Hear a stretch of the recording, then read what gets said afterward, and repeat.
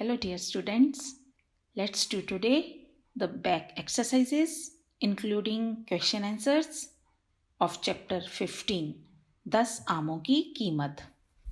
Let's start with the शब्दार्थ. Page number 128.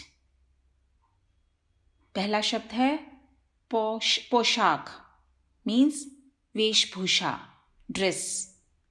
दाम मूल्य प्राइस. चिक बहस मीन्स आर्ग्यूमेंट. ओझल गायब डिसअपेयर.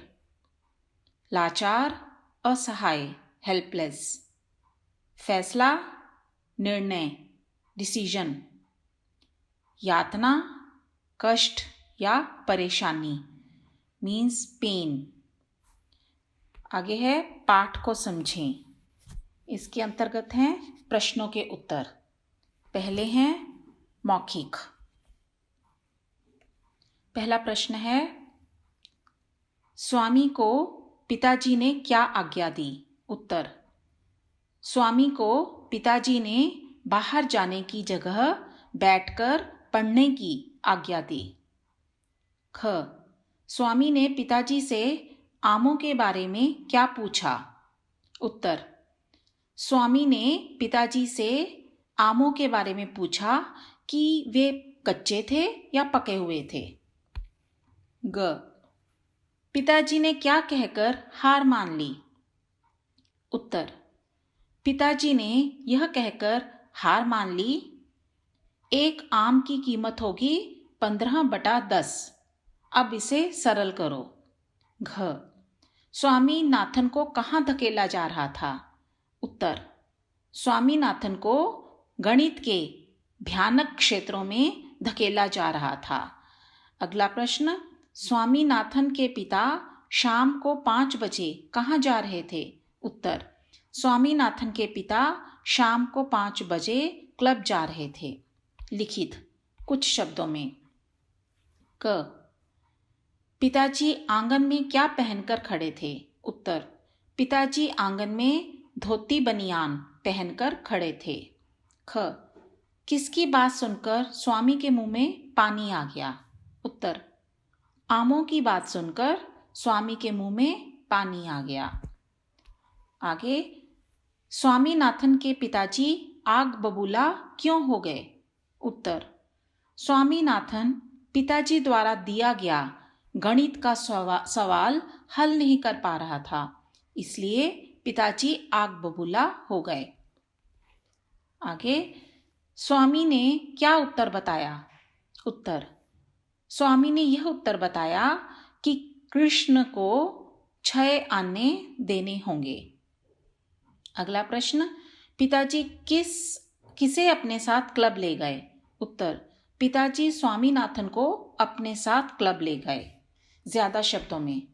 पहला पढ़ने के लिए कहने पर स्वामी ने मन ही मन क्या सोचा. उत्तर पढ़ने के लिए कहने पर स्वामी ने मन ही मन सोचा कि यदि छुट्टियों में भी पढ़ाई करना जरूरी है तो छुट्टियां दी ही क्यों जाती हैं. अगला पिताजी ने स्वामी से क्या सवाल पूछा. उत्तर पिताजी ने स्वामी से गणित का सवाल पूछा कि राम के पास 10 आम हैं जिनसे वह 15 आने कमाना चाहता है. कृष्ण को सिर्फ 4 आम चाहिए. कृष्ण को कितना पैसा देना पड़ेगा. अगला प्रश्न स्वामीनाथन क्या फैसला नहीं कर पा रहा था. उत्तर स्वामीनाथन यह फैसला नहीं कर पा रहा था कि सवाल जमा का है, घटा का है, गुणा का है या भाग का है. अगला प्रश्न स्वामीनाथन को किस बात पर झुंझलाहट हो रही थी. उत्तर राम और कृष्ण के बीच कुछ आमों और कुछ पैसों के लेन देन को लेकर लंबी चिकचिक पर स्वामीनाथन को बहुत झुंझलाहट हो रही थी. इसके बाद आगे है भाषा को समझें. दिए गए शब्दों के बहुवचन रूप लिखो मीन्स चेंज द नंबर. पहला शब्द है आवाज, तो इसका है आवाजें। पुस्तक, पुस्तकें। कमरा, कमरे। पैसा, पैसे। छुट्टी में, छुट्टियों में। पोशाक में, पोशाकों में। सवाल को, सवालों को। आम, आम की, आमों की। तो इसके बाद है अगला प्रश्न, श्रुति सम भिन्नार्थक शब्दों के सही अर्थ पर टिक लगाओ। श्रुति सम भिन्नार्थक मीन्स सुनने में समान पर अर्थ में भिन्न। सुनने में तो दोनों शब्द समान लगते हैं पर अर्थ दोनों के भिन्न हैं, अलग हैं। तो जो सही अर्थ है इन गिवन ऑप्शंस में से उस पर आपने टिक लगाना है। शब्द हैं कड़ाई और कड़ाही। तो कड़ाई होता है सख्ती, हार्शनेस, और कड़ाही होता है एक बर्तन, एक यूटेंसिल। सो इसके लिए ये सेकंड ऑप्शन जो है ठीक है, सख्ती और एक बर्तन, उस पर मैंने टिक लगाया है। This is the correct option, कड़ाई एंड कड़ाही। कड़ाई इज हार्शनेस, सख्ती, और कड़ाही एक बर्तन, अ यूटेंसिल। उसके बाद है ख, दिन और दीन। इसका सही ऑप्शन है दिवस और गरीब, अंतिम वाली, उस पर आप टिक लगाएंगे। दिन मतलब दिवस मीन्स डे, और दीन गरीब, पुअर। अगला है उपयुक्त और उपर्युक्त। उपयुक्त होता है ठीक और उपर्युक्त होता है ऊपर कहा गया। तो फर्स्ट ऑप्शन इज करेक्ट। सो ठीक और अबव मेंशन्ड। ठीक मीन्स राइट, RIGHT। तो उसके बाद है अगला दशा और दिशा। दशा इज अवस्था, दिशा इज और डायरेक्शन। अवस्था मीन्स स्टेज, और मीन्स तरफ, और direction. So last option is correct. अंतिम है समान और सामान। समान मतलब बराबर और सामान वस्तुएं। तो समान मीन्स इक्वल और सामान मीन्स वस्तुएं means goods. So last option is correct. अगला तीसरा प्रश्न है रेखांकित शब्दों की जगह सही समानार्थक शब्द लिखकर वाक्य फिर से लिखो। सो जो रेखांकित शब्द है गिवन सेंटेंसेस में उसका सिनोनिम लिखना है आपने। समानार्थक मीन्स पर्यायवाची और सिनोनिम। तो यहाँ पे पहले वाक्य में जो रेखांकित शब्द है वो है पोशाक, तो उसका पर्यायवाची क्या हो सकता है, वेशभूषा। तो आपने पोशाक की जगह पर वेशभूषा लिखकर वाक्य फिर से लिखना है, जैसे कि मैंने लिखा। तो वाक्य क्या है, पिताजी को इस वेशभूषा में देखना अच्छा नहीं लगता। तो पोशाक की जगह हमने यूज किया वेशभूषा। ऐसे अगला है 4 आमों का कितना दाम हुआ। तो दाम के स्थान पर आपने कोई उसका सिनोनिम और पर्यायवाची शब्द प्रयोग करना है। तो हमने किया मूल्य, 4 आमों का कितना मूल्य हुआ। उसके बाद है वह फैसला नहीं कर सकता था। तो फैसला का सिनोनिम पर्यायवाची निर्णय, तो वह निर्णय नहीं कर सकता था। पिताजी ने अपनी हार स्वीकार की। तो हार का पर्यायवाची पराजय, तो पिताजी ने अपनी पराजय स्वीकार की। उन्होंने बेटे को सारी दोपहर परेशानी में डाले रखा। तो बेटा पुत्र, उन्होंने पुत्र को सारी दोपहर परेशानी में डाले रखा। तो इसके बाद है अगला निर्देशानुसार करें।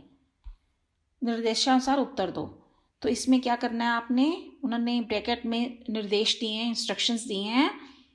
पहले का प्रयोग करके वाक्य दोबारा लिखो। तो जो गिवन सेंटेंस है उसमें आपने पहले शब्द का, पहले जो शब्द है उसका प्रयोग करना है। जैसे वाक्य गिवन वाक्य है सवाल हल करो बाद में उत्तर बताऊंगा। तो इसमें आपने पहले शब्द का प्रयोग करना है। तो कैसे करेंगे, पहले सवाल हल करो बाद में उत्तर बताऊंगा। तो आपने वाक्य के शुरू में पहले लिख देना है। और अगला है तुम नहीं बताओगे मैं तुम्हें नहीं छोड़ूंगा। तो इन वाक्यों में उन्होंने किसका प्रयोग करने को कहा, जब तक और तब तक। तो कैसे लगेंगे, बिगनिंग में आपने जब तक लगाएंगे, जब तक तुम नहीं बताओगे तब तक मैं तुम्हें नहीं छोड़ूंगा। तो उसके अगला है पिताजी ज़रूरी समझते हैं, बाज़ार जाकर पूछ लें। तो यहाँ पे आपने यदि और तो इन शब्दों का प्रयोग करना है। तो यदि आप शुरुआत में करेंगे, यदि पिताजी ज़रूरी समझते हैं तो बाज़ार जाकर पूछ लें। इसके बाद अंतिम वाक्य है गर्मियों की छुट्टियां हैं, पढ़ाई करना ज़रूरी है। तो इन दोनों वाक्यों को उन्होंने कहा है मिलाकर एक करो। तो कैसे करेंगे? गर्मियों की छुट्टियां हैं पर पढ़ाई करना ज़रूरी है। तो आपने पूर्ण विराम की जगह पर लगाया, पर, परंतु, लेकिन, आप कुछ भी लगा सकते हैं। उसके बाद अंतिम प्रश्न है सवाल हल ना होने पर पिताजी आग बबूला हो गए।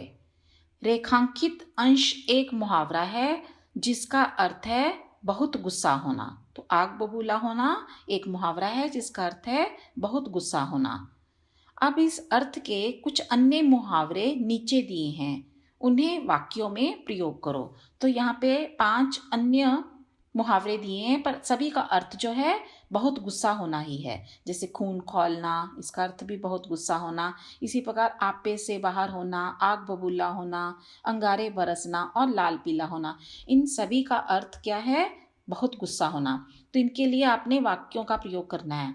तो मैंने आपके लिए यहाँ पे इन सभी मुहावरों के वाक्य बनाए हैं। आप कुछ अन्य भी बना सकते हैं और पर आपके लिए मैंने यहाँ पे बनाए हैं, आप देख सकते हैं। तो पहला है खून खौलना। तो इसका वाक्य कैसे बन सकता है? अपने देश की शान के खिलाफ किसी को कुछ बोलता सुनकर मेरा खून खौल उठता है, मतलब मुझे बहुत गुस्सा आ जाता है। आगे है आपे से बाहर होना। इसका अर्थ भी बहुत गुस्सा होना।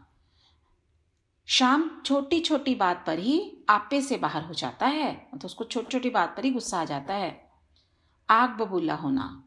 परीक्षा में मोहन के कम अंक देखकर पिताजी आग बबूला हो गए, मतलब उन्हें गुस्सा आ गया कम अंक देकर, कम मार्क्स देखकर। अंगारे बरसाना। अरे इस मासूम ने ऐसी भी क्या गलती कर ली कि तुम उस पर यूं अंगारे बरसा रहे हो, मतलब बहुत क्रोध कर रहे हो।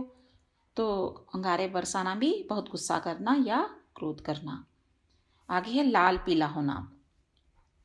सोहन के अकारण स्कूल से छुट्टी लेने पर पिताजी उस पर बहुत लाल पीले हुए, मतलब उन्हें बहुत गुस्सा आया। अकारण मतलब विदाउट एनी रीज़न, छुट्टी लेने पर उन्हें पिताजी को गुस्सा आ गया। So that's all from this chapter as well as from your grade 5 Hindi book. Now we shall meet in the new year with some new lessons from grade 6 Hindi book. That will be now your next class. So keep watching my channel. Wishing you all a very happy 2022 in advance. May God bless everyone everywhere in the world. Stay blessed always. Bye-bye.